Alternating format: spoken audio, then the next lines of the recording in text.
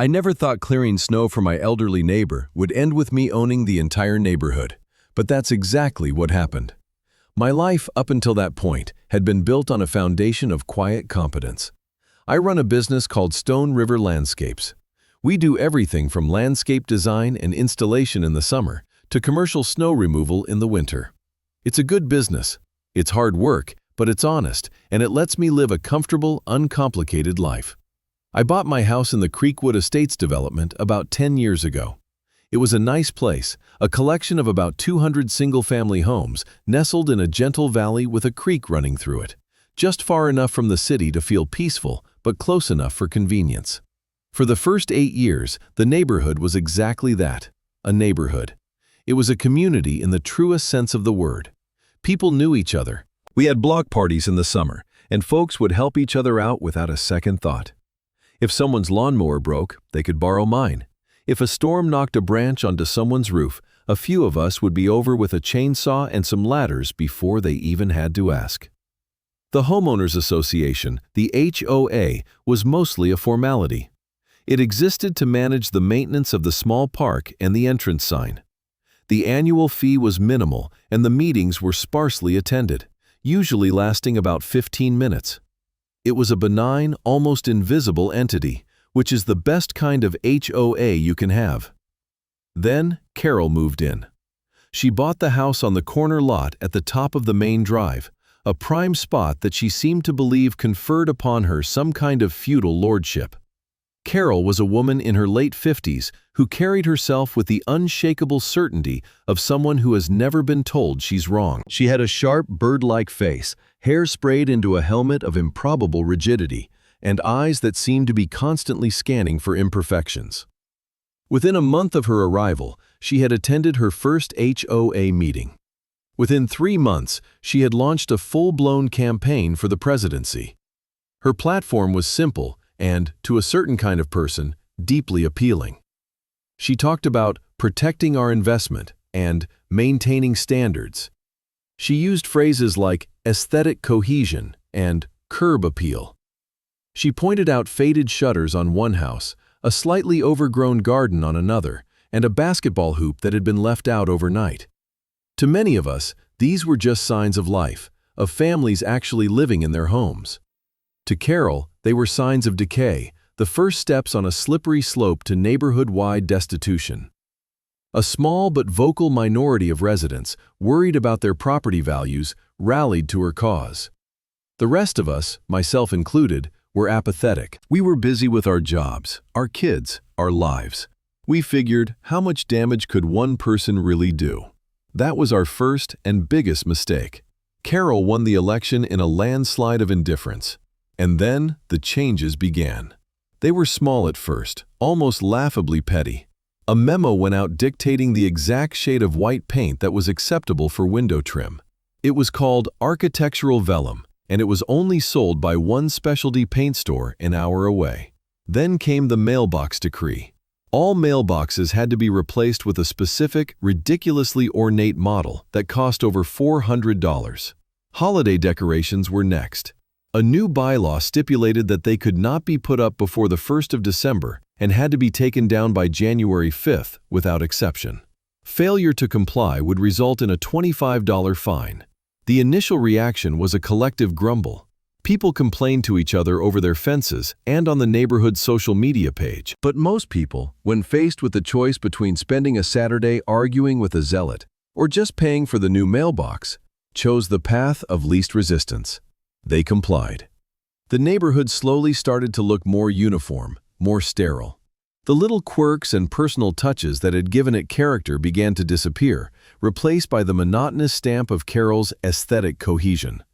I watched it happen with a growing sense of unease, but I kept my head down. My house was compliant. My landscaping business kept me busy. I just wanted to be left alone. The winter that followed Carol's ascension to power was a brutal one. It started with a series of respectable snowfalls, 6 to 8 inches at a time, which my crews and I handled with routine efficiency. But in late January, the forecast started talking about something different. They called it a historic blizzard and a once-in-a-generation weather event. For once, The meteorologists weren't exaggerating. The snow started on a Friday afternoon, light and fluffy at first. By evening, it was a full-blown whiteout, with winds whipping the flakes into a horizontal frenzy. It didn't stop for 36 hours. When we woke up on Sunday morning, the world was silent and buried. The official measurement at the local airport was 38 inches. In our valley, with the drifting, it was closer to 4 feet in most places. The town was completely shut down. The governor declared a state of emergency. My phone was ringing off the hook with calls from my commercial clients, hospitals, grocery stores, distribution centers, all desperate to get their lots cleared. My crews were out, but the roads were nearly impassable. It was slow, dangerous work. After coordinating my teams, I looked out my own front window. Creekwood Estates was a sea of white. The roads were indistinguishable from the lawns. A few ambitious souls were attempting to shovel, but they looked like ants trying to move a mountain. I thought about my neighbors. I thought about the Andersons, who had a new baby. I thought about old Mr. Henderson, who had a heart condition. And I thought about Mrs. Gable.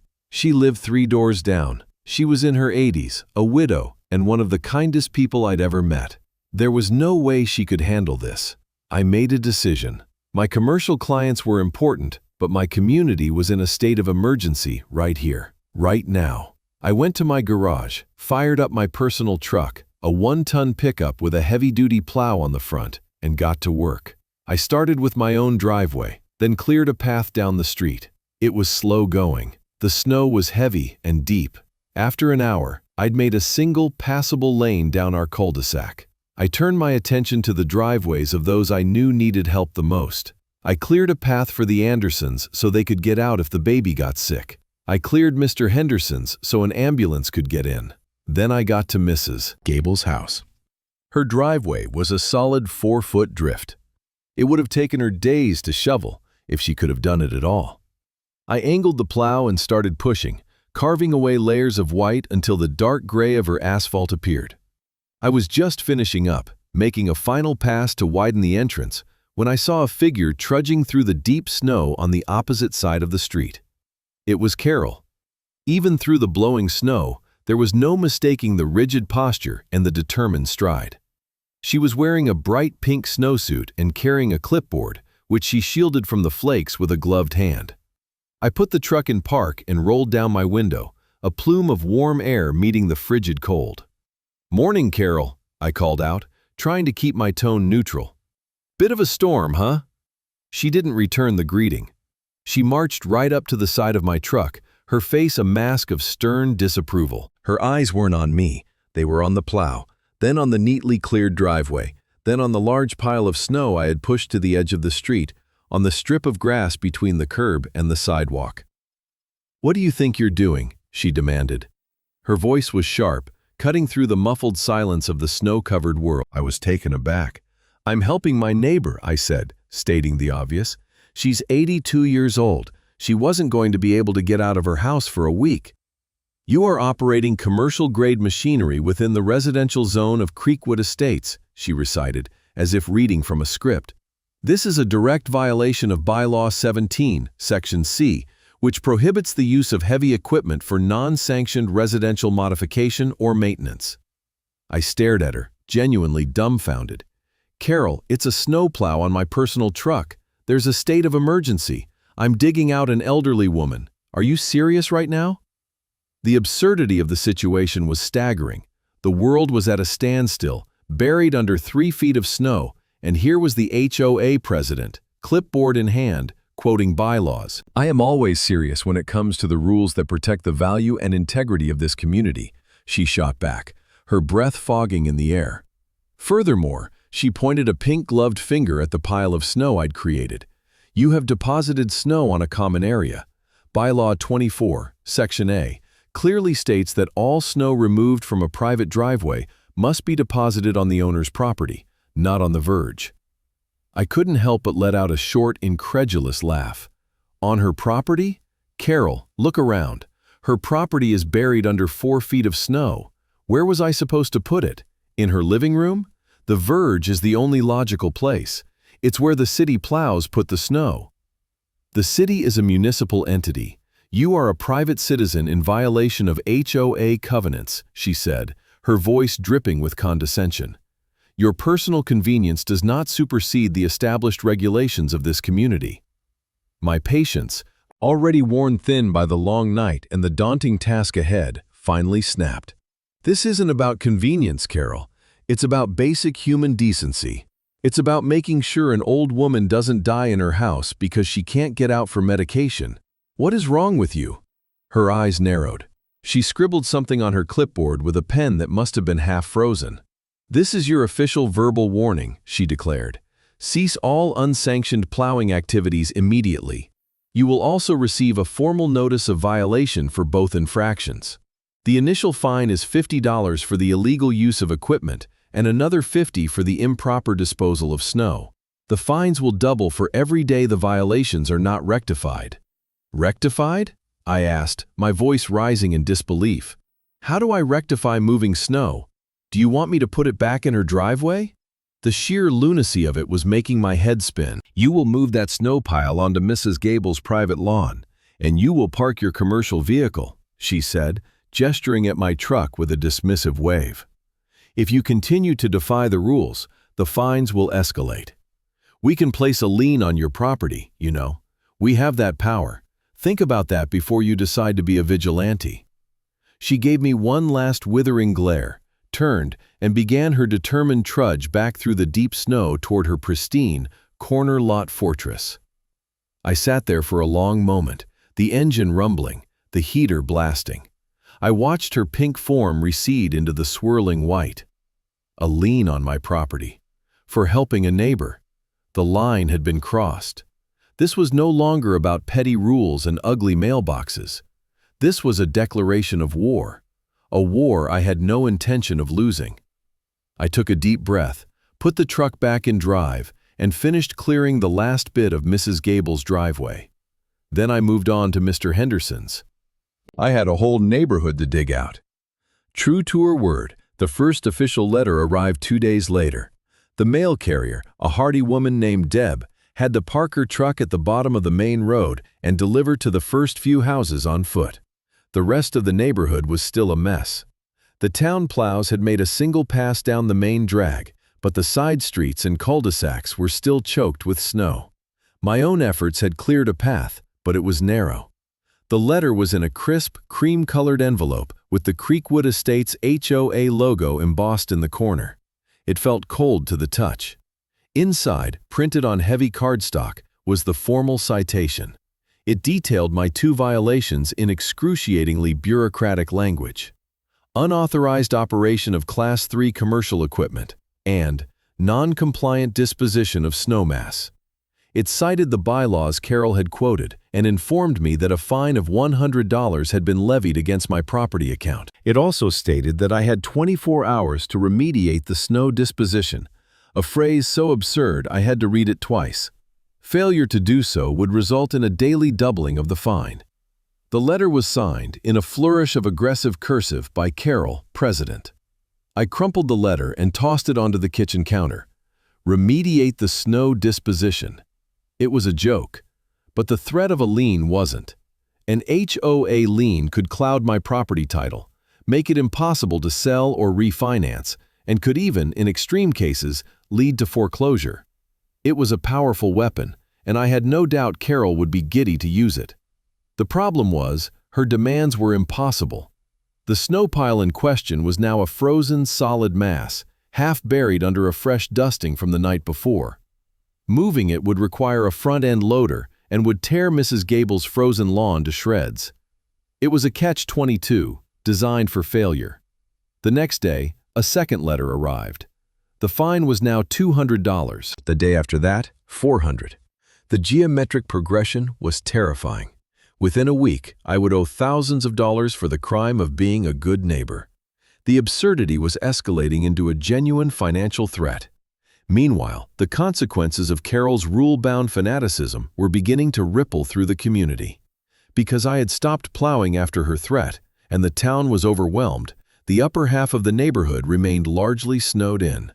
I got a frantic call from Mr. Henderson's son, who lived across town.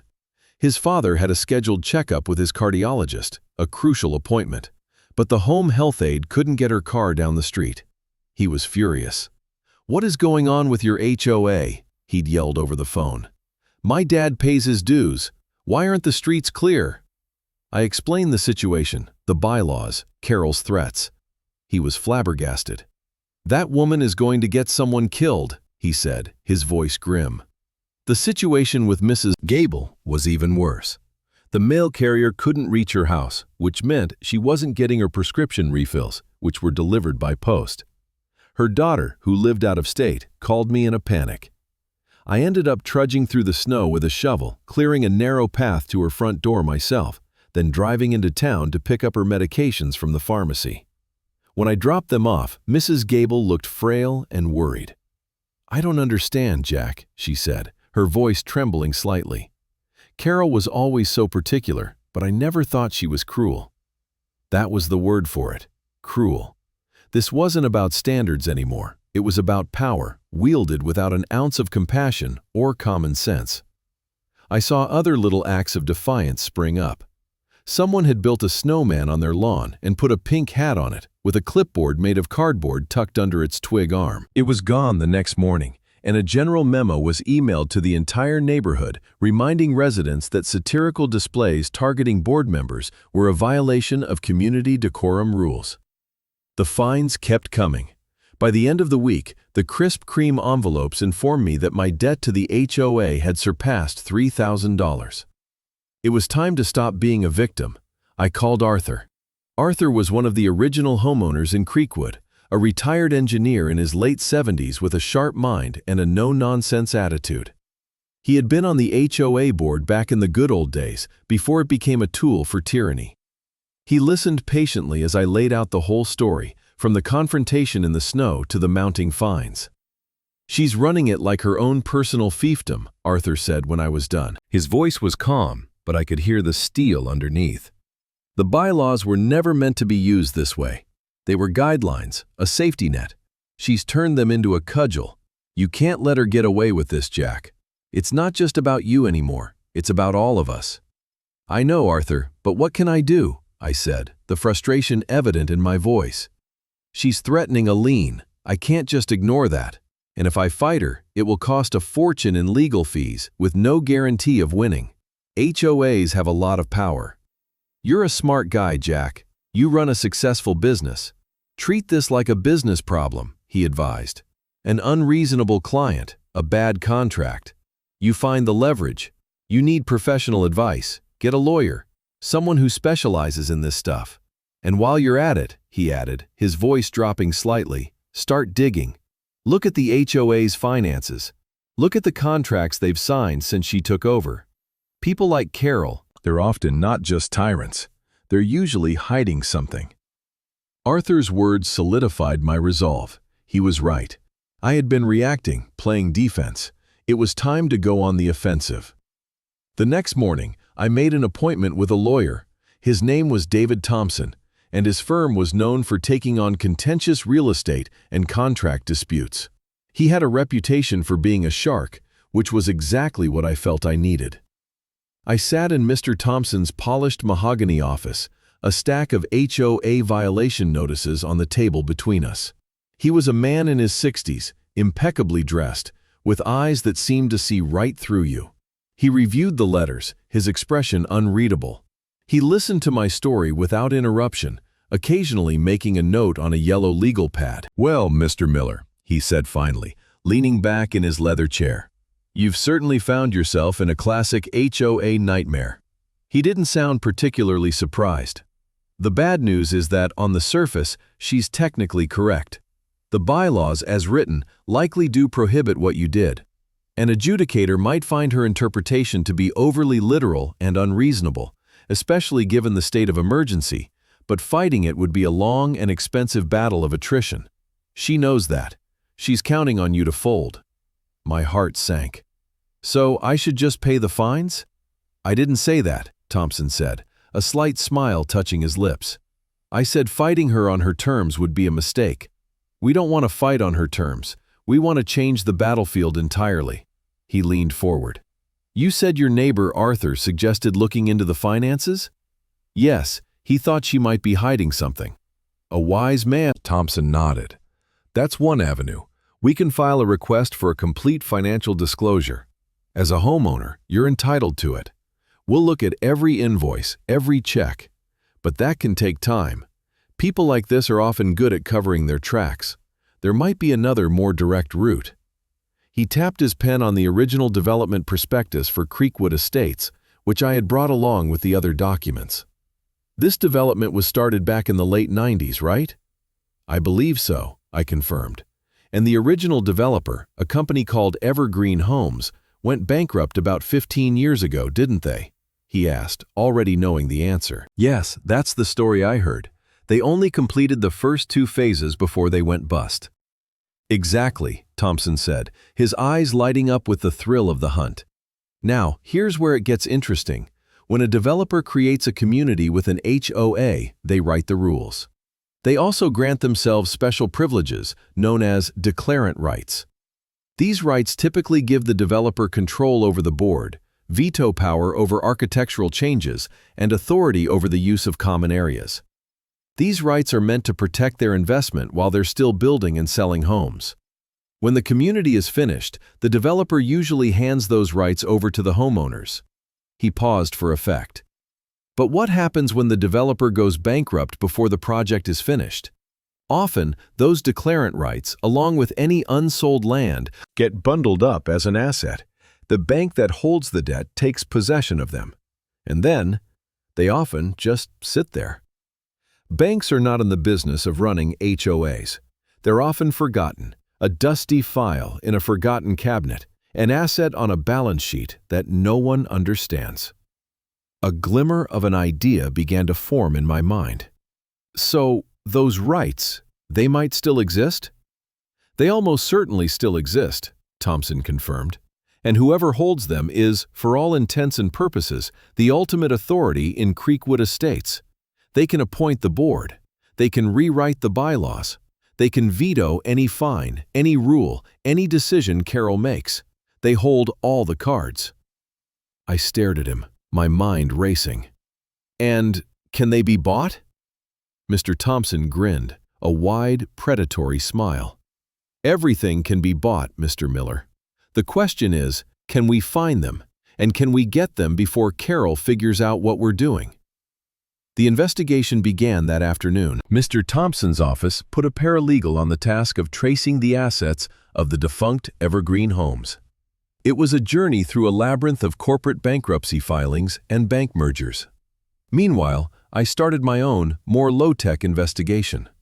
I requested the full financial records of the HOA, as was my right.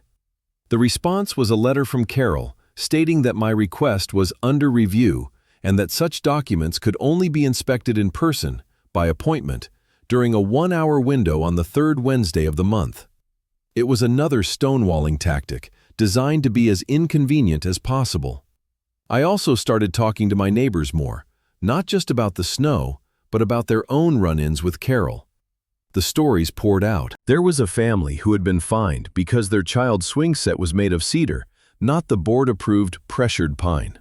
A retired couple was ordered to remove a small vegetable garden from their backyard because it was not in keeping with the community's ornamental landscaping standards. The fines, the threats, the constant oppressive scrutiny. It was happening to everyone.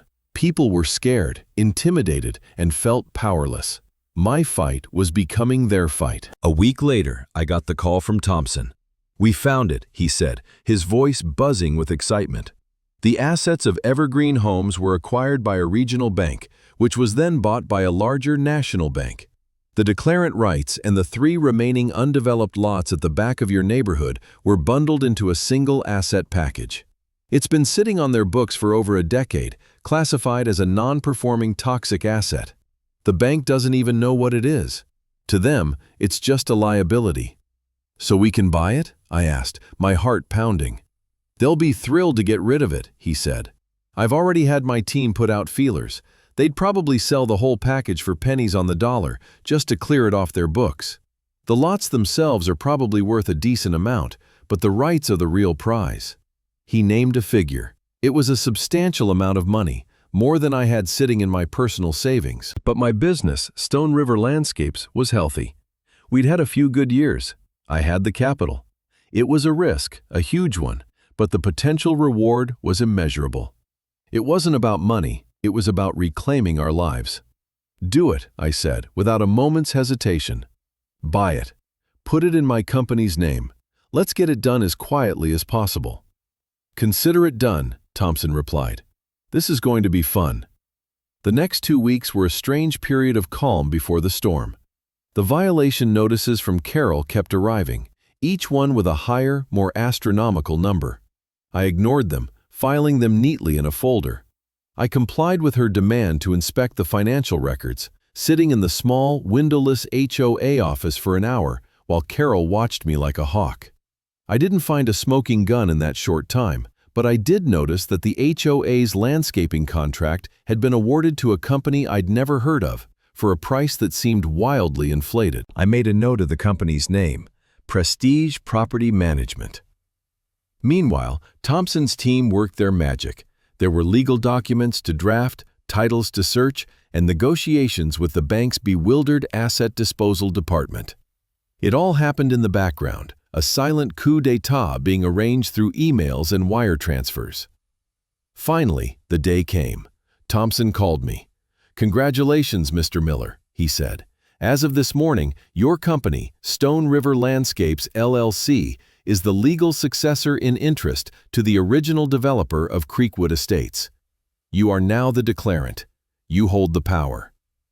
A wave of relief and vindication washed over me. The feeling was intoxicating. I wasn't just a resident anymore. I wasn't a victim. I was the one in charge. But I knew I had to play this carefully. A public move was required. Luckily, Carol provided the perfect opportunity. An email went out to all residents announcing a special emergency HOA meeting. The agenda was simple: to vote on a special assessment of $500 per household. The purpose of the assessment, the email stated, was to fund legal actions required to protect the community from residents who flagrantly and repeatedly violate our covenants. It was a war chest, and I was the primary target. The meeting was in 3 days. The stage was set. The community center meeting room was packed. I had never seen so many people at an HOA meeting. Word had gotten around. The simmering resentment had finally boiled over. People were angry about the proposed assessment, and they were tired of Carol's tyrannical reign. The air was thick with tension. I took a seat in the back row with Arthur. He gave me a knowing wink. "Showtime," he whispered. Carol and her 2 cronies on the board, a meek-looking man named Gary and a sour-faced woman named Brenda, sat at a folding table at the front of the room. Carol banged a gavel, and the room fell silent. She surveyed the crowd, a smug, self-satisfied smile on her face. She clearly mistook the large turnout as a sign of support for her agenda. "Welcome, residents of Creekwood Estates," she began, her voice echoing slightly in the crowded room. "It is so heartening to see so many of you taking an active interest in protecting the value and beauty of our wonderful community." She launched into a long, rambling speech about standards, rules, and the importance of vigilance. She painted a picture of a neighborhood under siege from elements that sought to undermine the very fabric of their peaceful existence. Then she got to the main event. "As you all know, the board has been forced to deal with a number of compliance issues recently," she said, her eyes scanning the room until they landed on me. She didn't use my name, but everyone knew who she was talking about. Certain individuals believe they are above the rules that the rest of us have agreed to live by. They operate unauthorized businesses from their homes, deface our common areas, and ignore official notices. This defiance cannot stand. It lowers our property values and creates an environment of chaos. She gestured to the projection screen behind her, where a slide showed a picture of my truck and the infamous snow pile. "This kind of behavior requires a firm response," she continued. "But legal action is expensive. Therefore, the board is proposing a one-time special assessment of $500 per household to create a legal fund. This will give us the resources we need to pursue liens and, if necessary, foreclosure against those who refuse to comply." We must send a message that our rules are not mere suggestions. A murmur of outrage rippled through the crowd. People started shouting out, "This is outrageous! You're fining us to sue our neighbors? This has gone too far." Carol banged the gavel again, her smile tightening. "This is for the good of the community. If you have nothing to hide, you have nothing to fear," she yelled over the noise. "We will now open the floor for comments before the vote." This was my moment. I stood up and waited for the room to quiet down. All eyes turned to me. Carol's face hardened. "Mr. Miller," she said, her voice dripping with disdain, "I assume you have something to say in your defense, though I doubt it will change anyone's mind." I walked slowly to the front of the room, to the small podium set up for residents. I didn't look at her. I looked at my neighbors. "My name is Jack Miller," I began, my voice calm and steady. "I live at 14 Willow Creek Court, and like many of you, I have been on the receiving end of this board's overzealous enforcement." I paused, letting the words hang in the air. "I'm not going to talk about the snow. I'm not going to argue about the fines. Because today, I'm not just here as a resident." I turned my gaze to Carol. Her smug expression had been replaced by one of cautious confusion. "I'm here in a different capacity. As of last Tuesday, my company, Stone River Landscapes LLC, completed the acquisition of all remaining assets of the original developer, Evergreen Homes." A confused silence fell over the room. Carol just stared at me, her mouth slightly agape. "What that means," I continued, my voice clear and deliberate, "is that my company is now the legal successor in interest to the developer. And according to Article 15 of the Covenants, Conditions, and Restrictions of the Creekwood Estates Homeowners Association, the very document you love to quote, Carol, the successor in interest holds all declarant rights for this community." I pulled a thick legal document from my jacket pocket, a copy of the closing statement, certified by Thompson's firm. I placed it on the podium. "These rights include, but are not limited to, the power to appoint and remove members of the HOA board, the authority to approve or veto any and all architectural or landscaping changes, and the absolute right to amend the bylaws." The silence in the room was absolute. You could have heard a pin drop. The color drained from Carol's face. Her cronies, Gary and Brenda, looked back and forth between me and her, their faces pale with shock and dawning horror. "So, let me be clear," I said, my voice resonating with the authority I now legally possessed. "Effective immediately, I am exercising my declarant rights. First, the proposed special assessment is vetoed. It will not be voted on. It is dead." A wave of applause and cheers erupted from the audience. I held up a hand, and they quieted down, eager to hear what was next. "Second," I continued, looking directly at Carol, "effective immediately, all fines, liens, and pending legal actions issued by this board over the last 12 months are hereby declared null and void. They are canceled, wiped from the books." Another, louder cheer went up. People were on their feet, clapping and whistling. Mrs. Gable, sitting in the front row, was crying tears of joy. "Third," I said, my voice turning hard as steel, "Carol, Gary, and Brenda, you are hereby removed from the Board of Directors of the Creekwood Estates HOA, effective immediately." Carol finally found her voice. It was a strangled, sputtering squawk. "You can't do that! This is illegal! We were elected!" "Read the covenants, Carol," I said coldly. "Article 15. The declarant's right to appoint the board supersedes any election until all lots are developed. I own the remaining lots. I am the declarant. You are out." I then pointed to Arthur, who was watching with a broad grin. "I am appointing Arthur Henderson as the interim president of the board." "And finally," I announced, raising my voice to be heard over the celebratory din, "I am exercising my right as declarant to authorize a full, independent forensic audit of the HOA's finances for the past 2 years. That audit will begin tomorrow morning." I looked over at Carol one last time. I saw a flash of pure, unadulterated panic in her eyes. It was the look of someone who had just realized the game was over, and that the skeletons in her closet were about to be put on public display. She grabbed her purse, pushed her chair back so violently that it fell over and stormed out of the room, shoving her way through the cheering crowd. The reign of terror was over. The aftermath was swift and decisive. The forensic accounting firm I hired descended on the HOA's records the next day. It didn't take them long to unravel Carol's web of deceit. Arthur's hunch had been more accurate than he could have imagined. The auditors discovered that Prestige Property Management, the company with the wildly inflated landscaping contract, was a shell corporation. Its mailing address was a post office box, and its sole officer was listed as C. Jensen, Carol's maiden name. She had been awarding the contract to herself, paying her own fake company with HOA funds, and then performing none of the work. The money, tens of thousands of dollars over 2 years, was funneled directly into her personal bank account. She had used it to pay for luxury vacations, a new car, and designer clothes. The evidence was irrefutable. Fake invoices, bank statements, corporate registration documents.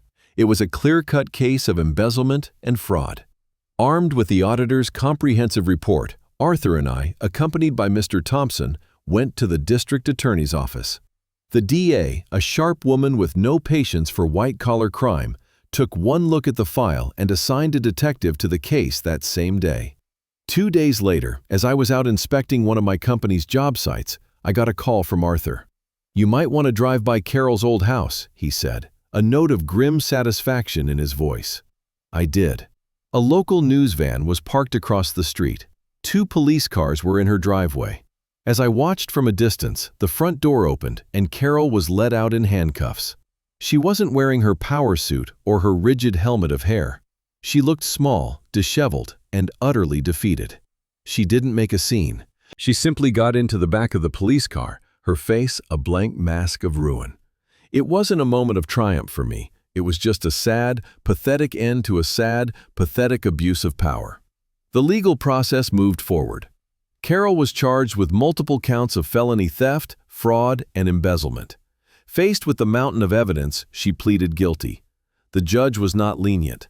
Citing the breach of trust and the harm done to the community, he sentenced her to 2 years in state prison and ordered her to pay full restitution to the HOA.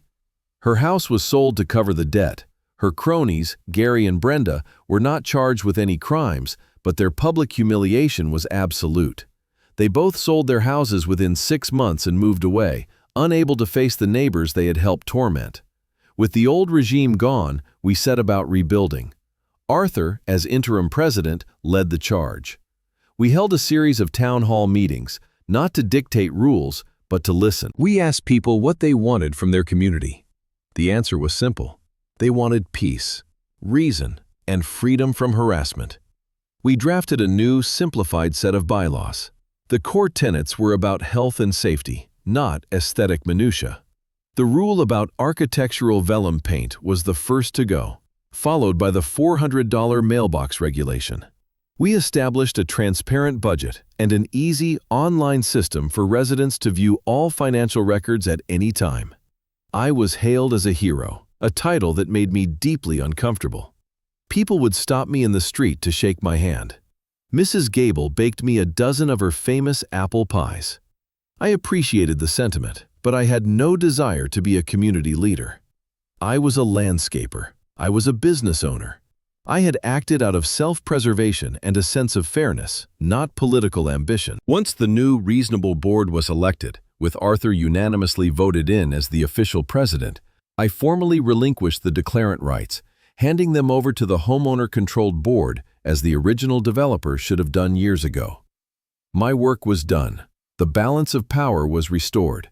The neighborhood could finally heal. It's been a few years since the great HOA war. Creekwood Estates is thriving. The sterile uniformity of Carol's reign has been replaced by a comfortable, lived-in feel. There are swing sets of all colors, a few tasteful vegetable gardens, and mailboxes of every shape and size. Property values, contrary to Carol's dire predictions, have actually gone up. It turns out people want to live in a friendly, reasonable community, not a soulless, beige autocracy. The neighborhood has a reputation for being a great place to live, and the HOA is once again a benign entity that just makes sure the park grass gets mowed. I saw Carol once, about a year ago. She was out of prison, working as a cashier at a discount grocery store across town. She looked older, tired. The rigid confidence was gone, replaced by a weary slump in her shoulders. She was ringing up my items when she looked up and her eyes met mine. A flicker of recognition, then shame, crossed her face. She mumbled something that might have been "I'm sorry." I just nodded. I didn't feel anger or a desire for revenge. I just felt a quiet sense of pity. She had been given a tiny sliver of power, and instead of using it to build something good, she had used it to feed her own ego, and it had consumed her completely. Sometimes, when a big snowstorm is forecast, I still fire up my plow truck. I'll do a few passes down the main roads of Creekwood, clear out the cul-de-sacs, and make sure there's a path to Mrs. Gable's front door. Nobody cites me for it anymore. In fact, the next morning, I'll usually find a thermos of hot coffee and a bag of pastries sitting on my front porch. A silent thank you from my neighbors. It's a small thing, but it's everything. Looking back, the whole ordeal taught me a valuable lesson. It's that the world is full of petty tyrants, people who mistake rules for wisdom and control for leadership. They thrive in the vacuums created by apathy. They count on good people to be too busy, too tired, or too intimidated to fight back. But they have a critical weakness. Their power is a house of cards, built on a foundation of fear and bluff. All it takes is one person to stand up, to stop playing their game, and to push back with reason and resolve. When you do that, you find out you're not alone. An entire community of decent people is standing right behind you, waiting for someone to show them the way. My way just happened to involve buying the whole neighborhood. It was an extreme solution, to be sure, but in the end, it was worth it to restore the simple peace of being a good neighbor. That's a property value you can't put a price on.